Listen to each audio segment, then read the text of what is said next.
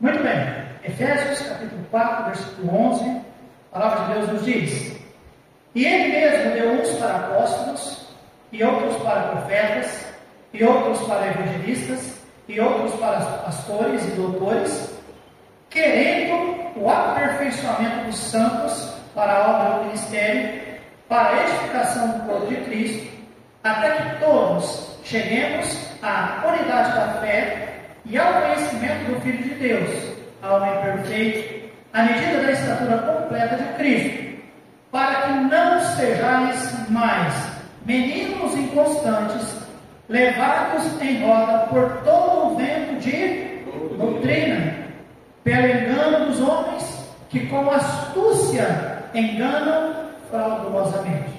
Antes, seguindo a verdade em amor, cresçamos em tudo naquele que é a cabeça, Cristo, do qual todo o corpo, bem ajustado e ligado pelo auxílio de todas as juntas, segundo justa operação de cada parte, faz o aumento do corpo para a sua edificação em amor. Eu vou repetir o versículo 14. Eu tenho que me ater nessa noite, eu não quero falar exclusivamente sobre a doutrina de eclesiologia, porque o texto aqui basicamente refere-se a isso também, a questão da igreja, mas eu quero que você entenda, isso é muito importante, para que não sejamos mais meninos inconstantes. O que é um menino inconstante? É um menino que não sabe para onde vai. Ele uma hora vai para cá, outra hora vai para lá, ele vai para cá, ele vai para lá, ele não tem uma direção certa, ele não tem um norte em sua vida, então ele é inconstante, cada hora ele tem uma coisa. E aí, não sejam mais meninos inconstantes, levado em roda por todo um vento de doutrina. Então, a questão não é apenas um menino, a questão é mais séria. É uma pessoa que se diz crente inconstante, levado em roda por ventos de doutrina. Há uma razão por causa dessa inconstância. A razão é a doutrina, uma doutrina errada. De repente a pessoa abraça uma doutrina que é errada e depois ela, não, bicho, é errado. Aí ela volta para o outro, não, essa aqui é mais certa, essa aqui é mais certa. E nesse é certo ou não é certo, está sendo enganado pelo engano dos homens, que com astúcia enganam fraudulosamente. É sobre isso que eu quero falar nessa noite, sobre a importância de aprender sobre doutrinas. Oremos. Pai, obrigado a Deus pela reunião que o Senhor nos permite ter. E obrigado a Deus, Pai, por cada vida que aqui está.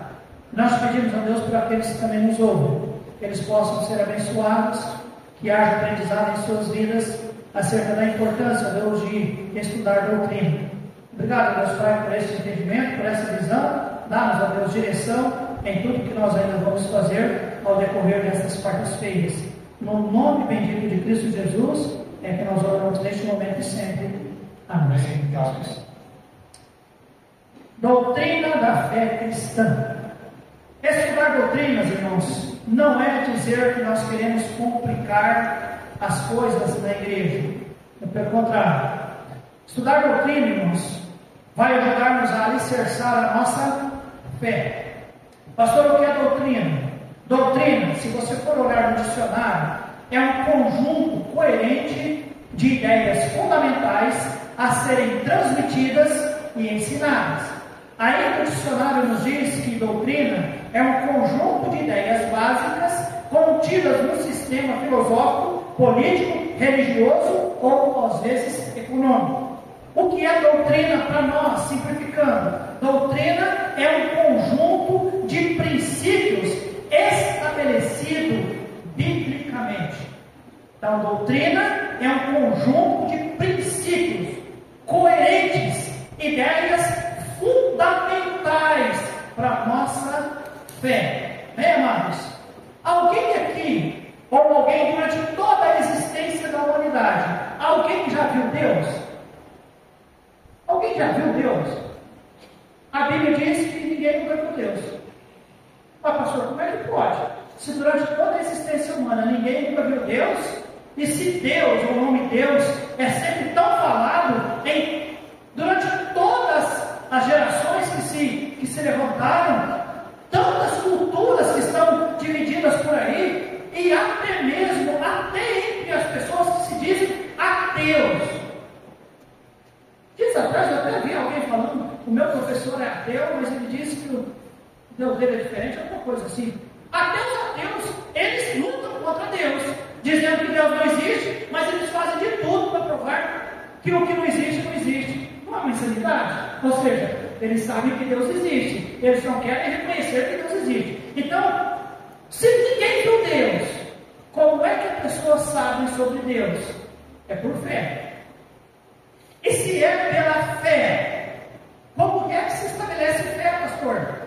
A Bíblia nos diz em Hebreus capítulo 11, a fé ela é o firme fundamento de coisas que se esperam.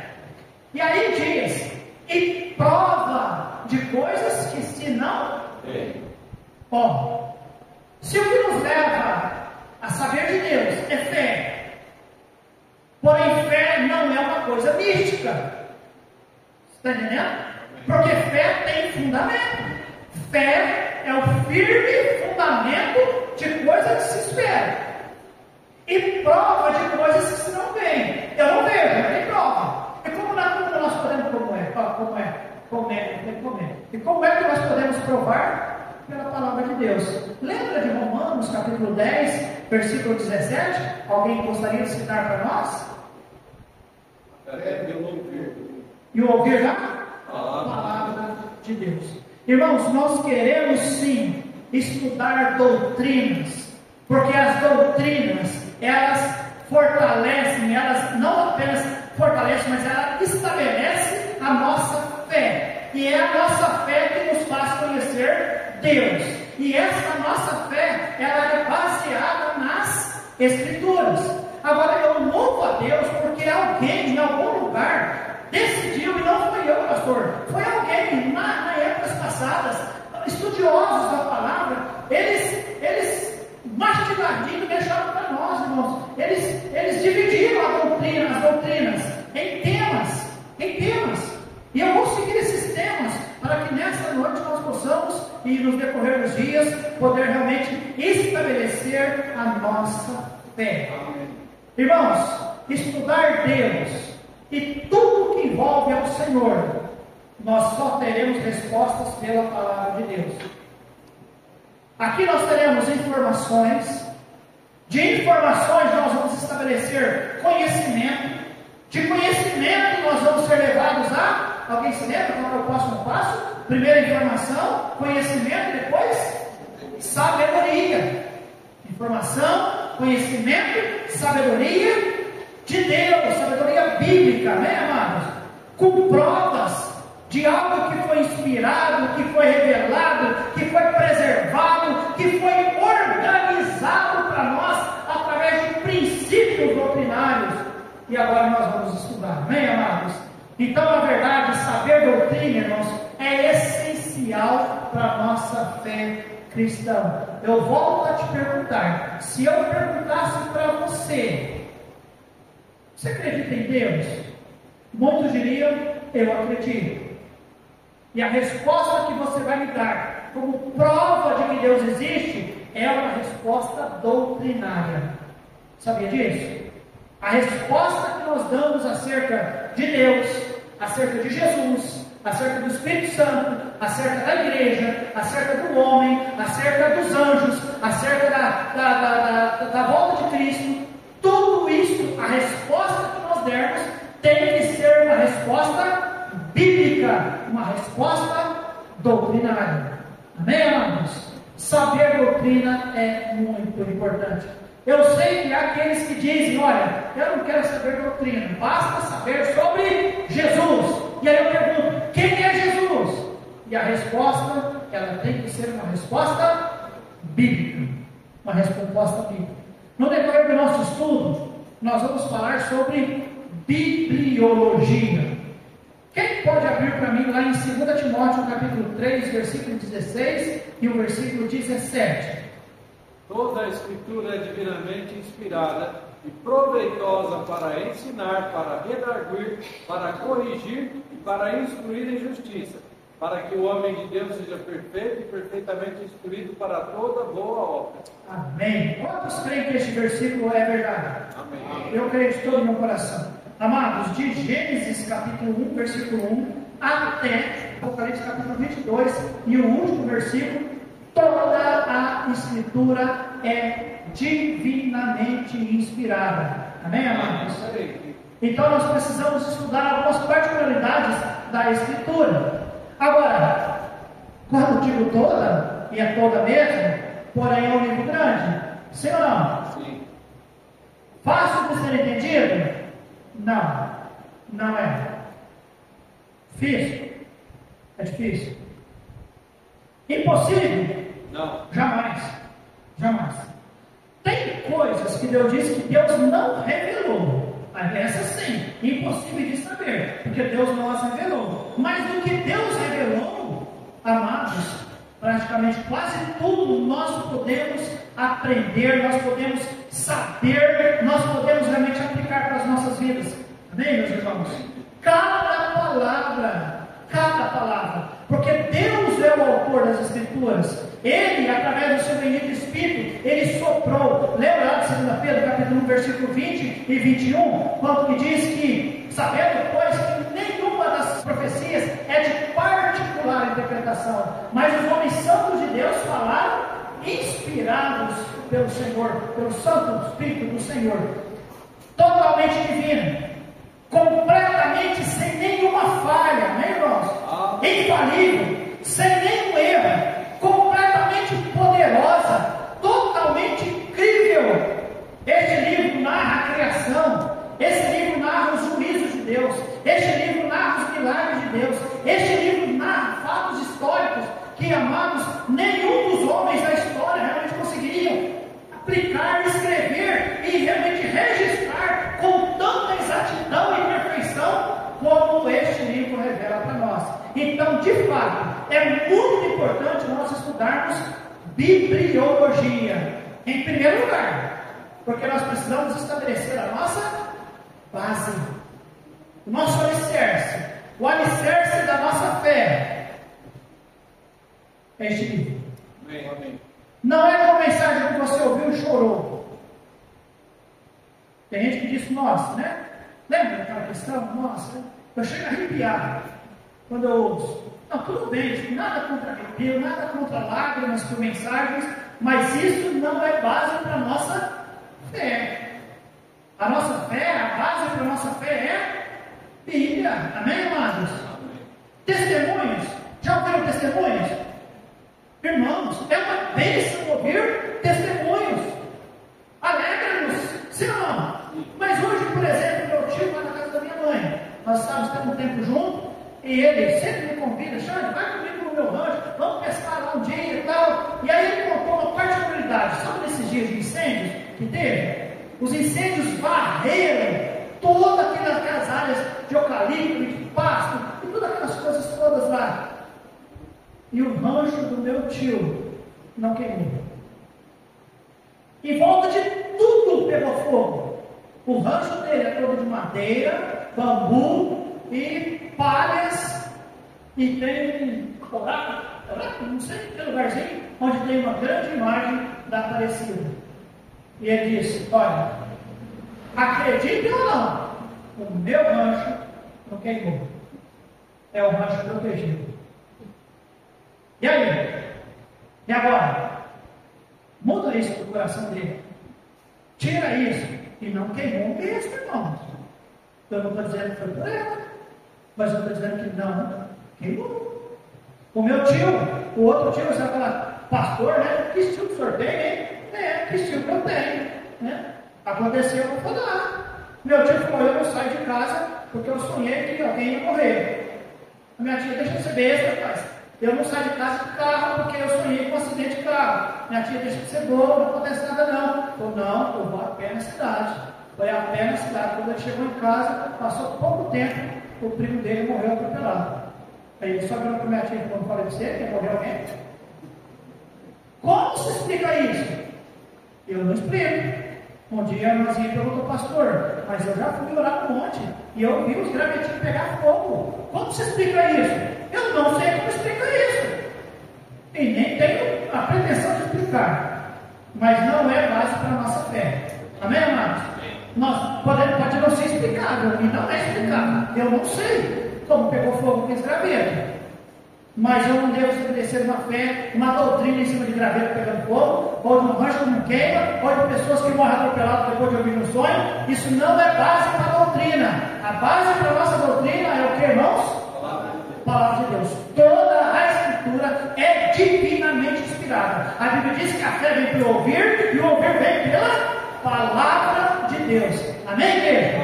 É só até aí. Nós não vamos falar mais nada sobre a Bíblia neste momento, mas eu quero dizer que nós vamos estudar sobre a doutrina da palavra de Deus. Segundo, nós vamos estudar sobre teologia. Vamos falar sobre teologia? O que a teologia estuda, pastor? A teologia estuda Deus. É um estudo sobre Deus. Salmo 90, versículo 2. Meus alunos de teologia do Seminário Batista Independente. Alguém se lembra de cor? Antes que os montes nascessem, qual que tu formaste a terra e o mundo, sim, ou mesmo de eternidade a eternidade, tu és Deus. Amém, amados? Amém. Deus existe, pastor? Existe. Como Ele é? Ele é Deus vivo, verdadeiro e único. Amém, igreja? Único. Porém, se manifesta em 3 pessoas: Pai, Filho e Espírito Santo. Esse Deus que nós cremos, irmãos, Ele é o Criador de todas as coisas. Amém, igreja? Amém. Nós vamos estudar sobre isso. Ele é o preservador de todas as coisas. Ele é redentor. Ele governa o universo. Amém, amados? Ele é Espírito. Ele é eterno. Amém, igreja? Ele tem em si vida em si mesmo. Ele não foi um Deus criado. Os índios criaram Deus. Aqueles que adoram Buda, Maomé e outros, todos esses outros deuses foram criados. O nosso Deus, ninguém o criou. Ele existe de eternidade a eternidade. Amém, amados? Um dia o meu funileiro estava consertando meu ônibus, né, quando eu trabalhava na usina, ele disse, depois de tantos argumentos, ele perdeu os argumentos para poder falar comigo, eu tentando ajudar ele acerca de Jesus. Aí ele disse, então tá bom, professor, me prova, quem fez Deus? Quem criou Deus? Se o senhor me provar, eu acredito em Deus. Se eu provar quem fez Deus, eu sou Deus. Aí eu sou Deus. Chicão, esquece. Não tem, acabou os meus argumentos contigo. Porque nosso Deus, ele tem vida em si mesmo, né, amados? Porém, é um Deus que tem personalidade. É um Deus que comunica-se conosco. Ele é um Deus que é imutável. Significa que ele não muda, né, irmãos? Nunca mudou. Toda a eternidade Deus não mudou no sentido de mudança como nós entendemos. Nós estamos fazendo algo, eu tenho que parar de fazer porque eu errei e eu preciso fazer outra coisa. Não. Às vezes que Deus mudou, Ele não mudou porque Ele fez algo errado. Pelo contrário. Mas foi a mudança de atitude das pessoas, Ele mudou a forma de trabalhar. Mas Ele é um Deus imutável, um Deus onisciente, um Deus onipresente, um Deus, irmãos, completamente cheio de poder, um Deus santo, esplêndido em amor, graça, misericórdia, cujo grande propósito foi redimir os pecadores. Amém, amados? Falaremos sobre teologia, estudaremos ponto a ponto de quem é Deus. Você vai responder para as pessoas: Deus é isso e é isso. Me perdoe a palavra isso, mas este é o Deus que eu creio. Há pessoas que dizem: você crê em Deus? Eu creio. Como é Deus? Eu não sei. Mas Deus é tudo. Deus, olha, Deus, Ele é muito grande na minha vida. Nossa, quando eu falo em Deus, você precisa ver que eu sinto. Me dá um negócio. Não, explica Deus. Não tem jeito de explicar, porque Deus é tudo. Deus para mim é a pessoa mais especial. Tá, mas explica quem que é Deus. Não tem nem explicação. Você consegue crer num Deus desse e depositar sua fé num Deus que não tem explicação? Fica difícil, sim ou não, irmãos? Agora nós vamos aprender como nós podemos explicar Deus. Falaremos, quando nós abrirmos no Salmo 119, irmãos, e ver da forma como que Deus nos criou, o poder que Deus tem, a onisciência do Senhor. Amados, enquanto aquele, sabe aquelas células ali que só podem ver com o microscópio, sabe? ali, o espermatozoide, o óvulo ali, está havendo a fecundação. Quando acontece aquilo, Deus já sabe até o nosso nome. Bem. Dá para entender isso? Quantos creem nisso, irmãos? Eu falei pelo coração. Se qualquer pessoa falasse para mim, eu falasse, você é mentiroso. Você é mentiroso. Mas aí você vai lá no Salmo 119, e a Bíblia diz, 139, desculpa, Salmo 139, e você vai lá, Deus mandou registrar isso, aí eu acredito. Falar que um Deus abriu o mar vermelho, um Deus amontoou as águas, um Deus abriu a terra e engoliu pessoas, um Deus fez um homem virar um bicho, um Deus que realmente tratou com juízo outros, irmãos, seria uma maluquice se não estivesse registrado, mas está registrado, amém, amados? Você sabia que homens foram mortos quando falaram que a terra era redonda? E Deus já tinha falado que a terra era redonda, amém, amados? Amém. Deus é sábio, Deus existe, amém, amados? E nós vamos estudar ponto por ponto que nos leva a entender que Deus realmente existe. Nós, Miqueias capítulo 5, versículo 2. Projeção para nós, Miqueias 5:2. Quem consegue ler tão bem como o pastor Marcos aquela hora leu para nós? E tu, Belém é prata, força pequena entre os milhares de Judá, de ti sairá o que governará em Israel, cujas saídas são desde os tempos antigos, desde os dias da eternidade. De quem o profeta Miqueias está falando, irmãos? Quem? Jesus Cristo. Amém, irmãos? Lembra? Nós vamos estudar biologia, que é o estudo que leva-nos a entender sobre as Escrituras, sobre a Bíblia. Nós vamos estudar teologia, que é o estudo que nos leva a realmente saber por que nós cremos em Deus. Nós vamos aprender cristologia, ou seja, um estudo que nos leva a entender quem é Jesus Cristo.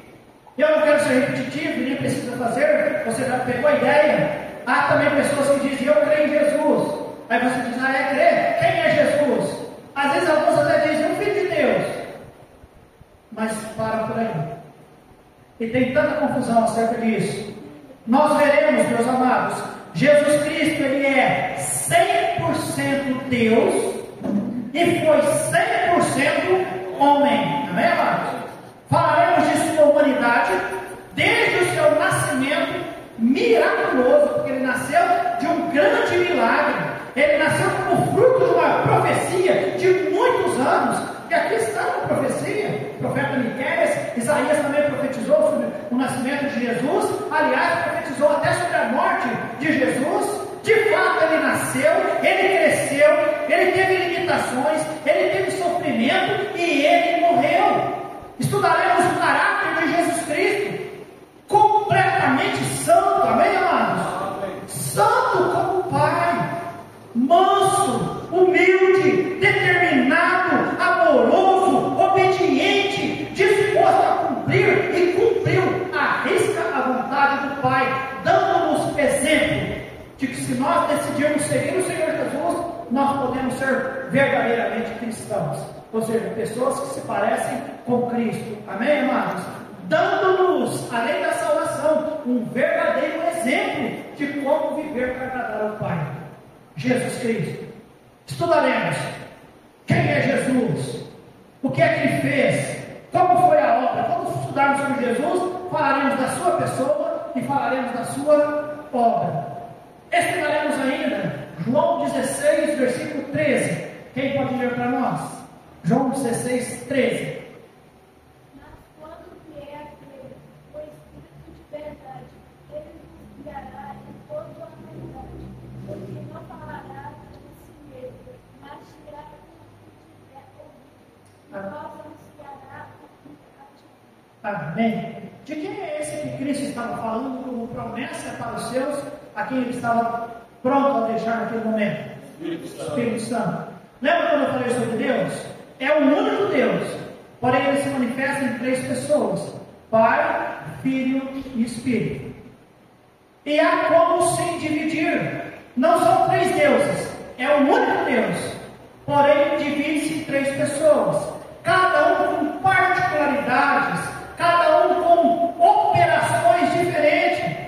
Por exemplo, pensando na salvação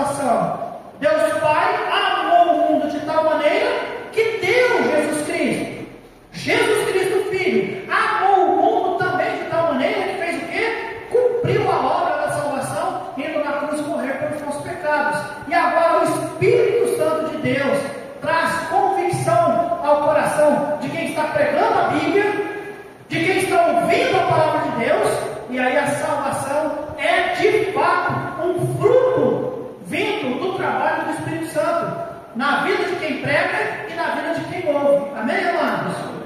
Mas Deus é só, porém com operações diferentes. E nós precisamos estudar sobre o Espírito Santo, porque o Espírito Santo não é uma mera força, uma energia positiva, né? Uma ação assim, né? que nos toma conta de nós e nos leva a êxtase, leva-nos ao mantra, né? Como algumas igrejas fazem. Tira a pessoa fora de si, leva as pessoas a falarem línguas estranhas, completamente estranhas, língua de anjos, né? Como alguns até denominam dizer, é língua de anjo. Vamos estudar o porquê. Tem nada a ver, irmãos. É ainda que eu falasse, mas não há nenhum indício de mostrar. Até porque quando os anjos falaram qualquer coisa, falaram, José ouviu, falaram, Maria ouviu, falaram, e Abraão ouviu, e Ló ouviu, a língua do anjo. A língua do anjo era qual? A que a pessoa tinha também. E ouvia, está entendendo? Língua de anjo não é uma língua não, outra bagunçada, como nós ouvimos nos pentecostais, quando eles fazem, não. E me perdoe os pentecostais. Muito bem. Falaremos sobre o Espírito Santo. Quem é o Espírito Santo, amados? Ele é Deus. Ele é o Consolador. Amém, amados? Amém. De acordo com as Escrituras, Ele é Deus. Falaremos da sua natureza. Falaremos da sua personalidade. Falaremos que Ele tem nome. Falaremos da sua divindade. Falaremos sobre a sua obra. Falaremos sobre o seu agir na vida do salvo, na vida do perdido, na vida de Jesus. Falaremos do agir dele nas Escrituras, levando aqueles homens a escreverem as Santas Escrituras para nós. Amém, amados? Que é a teologia, a doutrina do Espírito Santo. Falaremos sobre antropologia, não como a antropologia secular aí fora, não. A antropologia é o estudo do homem. Estudaremos o homem. Quer saber alguma coisa sobre você? A Bíblia fala quem é o homem. Aliás, Gênesis capítulo 1, versículo 26. Quem pode ver para nós aqui na projeção? Gênesis 1, 26 e 27. E disse Deus: façamos o homem à nossa imagem, conforme a nossa semelhança. E unimos dos peixes do mar, sobre a terra do céu, e sobre o gado, e sobre toda a terra, e sobre todo o réptil que se move sobre a terra. Amém. Criou Deus o homem à sua imagem, a imagem de Deus o criou. Homem e mulher destruiu. O que é o homem? Vamos resumir isso, esses dois versículos. O que é o homem? É um ser que foi criado, não é um ser que veio de sapinho ou tampouco de macaco. Não é um negócio, não é uma evolução, né? Ou uma explosão de as coisas, não. O homem e a mulher são seres criados. Criados de que forma, irmãos? Olha. A semelhança de Deus. Louvado seja Deus. Deus errou quando Deus criou o homem e a mulher? Porém, irmãos, o homem decidiu pecar. O homem quebrou o relacionamento que ele tinha com Deus. E a partir de Adão, diz a palavra de Deus para nós, lá em Romanos capítulo 5, versículo 12, o pecado entrou no mundo, a morte entrou, todos pecaram. Todos pecaram. E aí que separação veio. A separação que não é apenas física, que não é apenas momentânea, mas uma separação que é eterna. Estudaremos antropologia e veremos que a raça humana corre grande perigo. E não um perigo de morte física, não. Essa morte física, se Cristo não voltar ainda nessa época, todos nós vamos passar por ela. E como o irmão de Nilson diz, só vai ficar do lado da parede. Né? Vão passar, como muitos já passaram. Porém, a antropologia nos leva a entender que o ser humano ele tem vida curta nessa terra, porém ele tem uma alma que é eterna. E essa eternidade ou estará com Deus ou estará no inferno. Estudaremos soteriologia, que é o estudo da salvação. Efésios 2,8, a palavra de Deus nos diz, vocês lembram? Porque pela graça sois salvos por meio da fé, isso não vem de vós, é dom de Deus. Vem das obras para que ninguém se morir. Salvação é um sonho. Salvação é uma realidade. Eu diria que salvação é uma realidade necessária. Eu diria que é uma realidade necessária e possível. Amém, amados? Possível. De graça, como nós ouvimos, amém, amados? De graça, por meio da fé em Cristo Jesus. Não é através de obras, como foi lido, citado. Não é através de denominações. Não é a denominação que salva. João 3 nos diz: tem que acontecer um novo nascimento, amém, amados? Lembra? Arrependimento do pecado. Depois vem fé naquele que morreu na cruz por nós. Vem justificação, como nós temos ouvido. Vem filiação. Vem santificação. E depois vem glorificação. E tudo isso, irmãos, nós aprenderemos sobre a doutrina da salvação. E salvação, além de tudo, não apenas nos coloca no céu, que será uma grande bênção, mas nos liberta e nos transforma. Lembra 2 Coríntios 5,17? Aquele que está em Cristo, nova criatura é. Há uma transformação, amém, amados? Eu louvo a Deus por isso, irmãos. Aprenderemos sobre soteriologia. Mais uma, eclesiologia. O que estuda a eclesiologia, pastor? Doutrina da igreja. Igreja. Será que Deus pensou em igreja quando Ele escreveu a Bíblia ou mandou que os homens escrevessem? Claro que sim. Por quê, pastor? Porque a igreja, e agora nós vamos lá naquele texto que eu li lá no início, capítulo 4, versículo 11 até o versículo 16. Neste contexto, Deus deu para a igreja homens, doutores, evangelistas, pastores, missionários, para que de fato pudessem ensinar a igreja. E aprenderemos a bênção que é fazer parte de uma igreja. Que é a igreja? A igreja são salvos em Cristo Jesus. Amém, amados? Igreja não é parede. Parede é templo. Igreja não é a placa na parede. Aquilo ali é a placa da denominação, que mostra qual é o grupo de pessoas que frequentam aqui. Que lá é placa de denominação. Isso aqui é parede, prédio. Igrejas são salvos, amém, amados? Aprenderemos na doutrina de eclesiologia. Quem faz parte da igreja? Existem dois tipos de igreja. A igreja universal é aquela que todos os salvos, em todas as denominações, em todos os lugares, toda pessoa que ouviu de Jesus, arrependeu do seu coração do seu pecado, confessou Jesus como seu Salvador, ele foi salvo por Cristo Jesus, ele faz parte da igreja universal do Senhor Deus. Amém, amados? Louvado seja Deus por isso.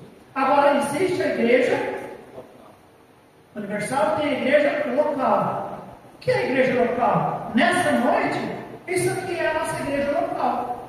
Esses que fazem parte desta igreja. Todos que fazem parte aqui agora, neste momento, fazem parte da igreja universal? Eu não sei. Eu gostaria de pensar que todos. Já passou da tua mente estar numa igreja, cantar ao Senhor, ouvir como é ser salvo, ouvir sobre salvação, ouvir quem é Jesus, ouvir como é a Bíblia, quem é Deus, e você não ser salvo? Por que não ser salvo? Sendo que é só arrepender no coração e confessar Cristo como Salvador. Mas se todos aqui nessa noite já são salvos, vocês são salvos que fazem parte de uma igreja local. A igreja local tem um grupo de pessoas que tem o nome escrito no livro de rol de membros da igreja. Por exemplo, nós temos hoje a família do pastor Luzoni, que eles são membros da igreja de Poucos, não é, pastor? Da igreja a qual ele é o pastor da igreja. Então, ele não faz parte da igreja local de Serrano, ele faz parte da igreja local de Cocos. Mas nós fazemos parte da igreja universal de Cristo, de novo, está entendendo? Ok? Muito bem. E eclesiologia aprenderemos sobre isso. Aprenderemos que na igreja tem duas ordenanças. Só duas. Que é o batismo e a ceia do Senhor.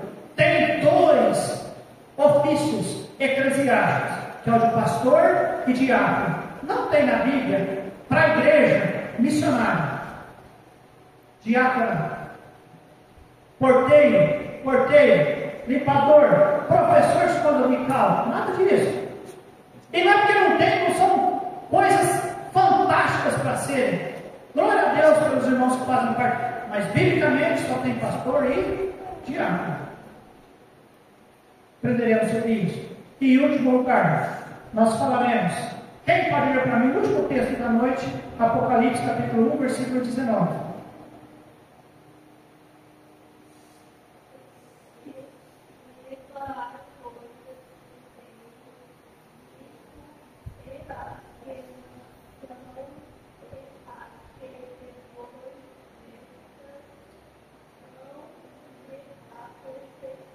Isso. Então, viu Paulo como é separadinho? Deus falou para João: escreva as coisas que tem. Capítulo 1, as que viste. As coisas que são. E depois das coisas que hão de acontecer. Essas coisas que hão de acontecer são coisas que não apenas não tinham acontecido naquela época, depois daquela época até os dias de hoje, muitas daquelas coisas que ainda não tinham acontecido, aconteceram. Porém, ainda falta outras coisas para acontecer. Qual é o nome dado? É dado a essas coisas que ainda tem que acontecer. Alguém se lembra? Escatologia. O que é escatologia? É o estudo de coisas futuras. Coisas que ainda hão de acontecer. Hão de acontecer, pastor? Hão de acontecer. O senhor tem certeza? Absoluto. A Eva duvidou sobre aquele negócio de comer a maçã não, a fruta se dava certo ou não. Ela deu errado. Tanto os outros do Velho Testamento desconfiaram, achando que poderia. Não, deve estar é brincadeira. Deus, naquele dia, ele permitiu alguém escrever, mas não é fato que vai acontecer. Aconteceu sim. Tudo que Deus falou que ia acontecer, aconteceu.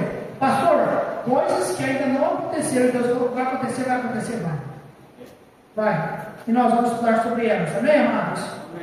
De uma maneira bem por cima, o que falta acontecer? O arrebatamento da igreja. Próximo evento profético: arrebatamento da igreja. Cristo virá nas nuvens, amém, amado? E ele vai arrebatar a igreja. Naquele momento, quando Cristo vier, aqueles que estão morrendo em Cristo, ou dormem em Cristo, eles vão ressuscitar primeiro, e aqueles que estiverem vivos serão transformados. É um abrir e piscar de olhos. E vão reunir-se com o Senhor. E vão para onde? Para o céu. Onde haverá o quê? Vocês se lembram? Tribunal de Cristo. Onde o Senhor vai julgar as nossas obras. Depois haverá as bodas do Cordeiro.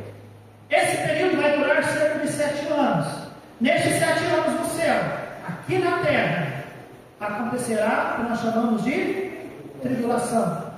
3 anos e meio de pequena tribulação. Os outros 3 anos e meio de grande tribulação. Muitas coisas vão acontecer nesse tempo, irmãos. No final, diz a Bíblia, da tribulação, Cristo volta com a sua noiva. A Bíblia diz que haverá o julgamento das nações, a batalha do Armagedon. Cristo vai estabelecer o seu milênio, vai amarrar Satanás por 1000 anos, e haverá 1000 anos de paz na terra, um reinado de Cristo e a sua bendita igreja. Amém, amados? Muitas coisas vão acontecer. Pessoas vão nascer, pessoas vão rejeitar Jesus. Pastor, o diabo está amarrado, está acorrentado, as pessoas vão nascer e vão rejeitar. Vamos, para mostrar que o problema maior não é o diabo, não estou defendendo ele não presta, não dá nada. Mas o coração mau do ser humano vai lutar contra Deus e vai rejeitar o Rei Jesus Cristo. No final dos 1000 anos, Satanás será solto, e a Bíblia diz que por pouco tempo. É uma soltura, uma condenação. Haverá o grande trono branco para o julgamento das pessoas. Há muitas coisas envolvidas nisso. Nós vamos apresentar um quadro escatológico e vamos falar sobre isso. Mas nessa noite eu queria dar uma pincelada em tudo para os irmãos.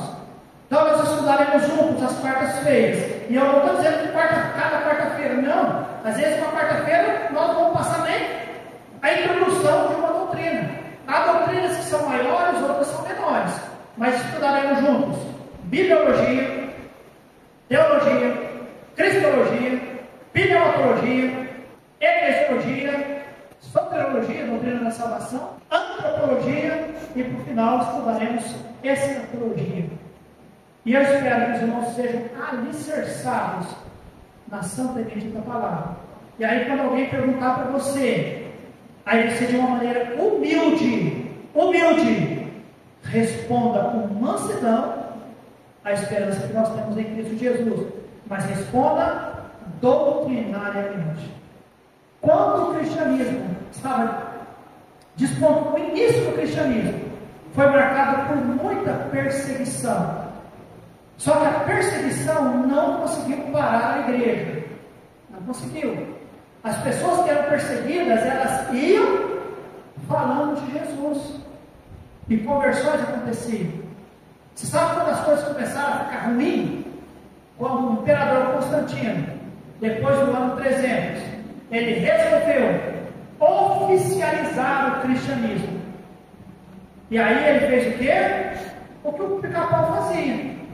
Não pode-se com ele, junte-se a ele.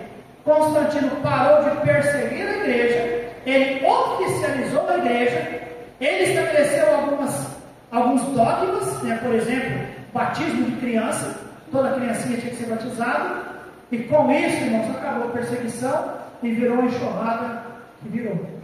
Nos dias de hoje, as médias igrejas, esses pregadores populares, esses coaches, né, que têm se levantado, amados, exatamente o que Constantino fez no passado. Há muitos imaginando, agora eu estou tranquilo, estou ouvindo fulano, estou ouvindo cicrano, meu coração tem paz, eu chego a arrepiar, eu chego a chorar, e isso, aquilo, aquilo outro. Cuidado. Nossa fé tem que ser doutrina. Amém, amados? Amém. Que Deus nos ajude.